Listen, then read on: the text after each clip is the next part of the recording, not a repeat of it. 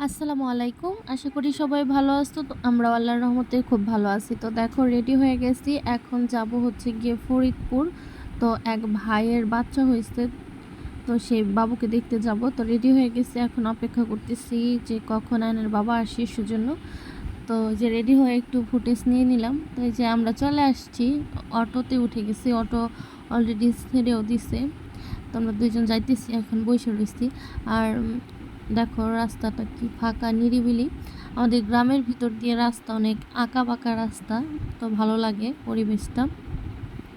তো আশা করতেছি তোমাদেরও ভালো লাগবে। তো 2 দিন ধরে অনেক বৃষ্টি হইতেছে, সেজন্য সব কিছু ভরে গেছে। তো এই যে আমরা চলে আসছি মেডিকেল এখানে আইসা দাঁড়ায় আছি। তো বাবুর জন্য কিছু কেনাকাটা করছি, কিছু ফল নিচ্ছি। তো নিয়ে দাঁড়ায় আছি। এখন কোন ওয়ার্ডে ওনারা আছে সেটা আমরা জানি না। তো জেনে ফোন দেওয়ার জন্য আয়নের বাবু এখানে দাঁড়ায় আছে। তো উনি ফোন দিতেছে। তো ফোন দেওয়ার পর লোকেশনটা জানাইছে। তো উনি বলতেছে যে চিনি না, কিভাবে খুঁজবো, এখানে বহির্বিভাগ আছে, অনেকগুলো বিল্ডিং আছে এখানে। তো কোনটার ভিতরে আছে আমরা সঠিক জানি না। তো এখন খুঁজে খুঁজে তারপর হচ্ছে গিয়ে যাওয়া লাগবে। তো দেখো রাত্রের বেলা, রাত হয়ে গেছিলো। রাত্রের বেলার এই মেডিকেলের ভিতরটা অনেক সুন্দর। তো দেখো এখানে আমরা চলে আসছি। লিফটের সামনে যে ভিড়, লিফট নাম্বার 1-এর সামনে অনেক ভিড়, ওইখানে আছে 3। তো ওইটা অনেক ভিড়। ওইটা ভিড় নাই, 2জন দাঁড়ায় আছে। আর এটাতে অনেক ভিড়। তো আমি বলতেছিলাম যে চলো এখান থেকে আমরা বেরিয়ে যাই, সামনেরটায় যাই। তো এই যে আমরা চলে আসছি ওই ভিতরে, আর ভিডিও করি নাই মেডিকেলের। তো দেখো আয়ান ওইখানে কি করতেছে, উল্টা খাইয়া আসছে। তো এখন কালকে আর রাত্রে, অনেক রাত্রে আসছি, আর ভিডিওটা করা হয় নাই। তো ভাবলাম এখন দিয়ে শুরু করি। তো দেখো এটা একটা ড্রাগন ফল, এটা আমি আয়ানকে কেটে দেব। তো এই যে কেটে নিয়ে চলে আসছি ড্রাগন ফলটা। তো এখন দিব আয়ানকে, আয়ানের খুব পছন্দ। খুব পছন্দ, আয়ানের খুব পছন্দ এই ফলটা।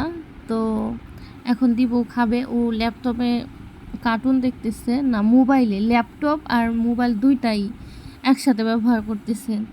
তো অনেক খুশি হয়েছে।